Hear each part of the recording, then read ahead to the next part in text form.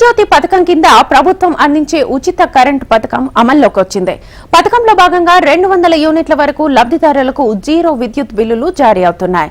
Zero billing కోసం software లో మార్పులు చేశారు. తెల్ల రేషన్ కార్డు ఉండి ప్రజాపాలనలో దరఖాస్తు చేసుకున్న వారిని అర్హులుగా ప్రభుత్వం పేర్కొంది. జీరో బిల్లులు పొందడం విద్యుత్ వినియోగదారులు హర్షం వ్యక్తం చేస్తున్నారు.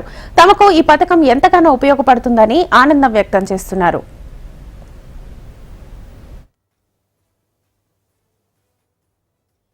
ఈ గృహజ్యోతి స్కీమ్ వల్ల చాలా మందికి సంతోషంగా ఉంది. ఎందుకంటే మేము జీరో బిల్లు జారీ చేయడం వల్ల లబ్ధిదారులకు జీరో రావడం వల్ల వాళ్ళు సంతోషం వ్యక్తం చేస్తున్నారు.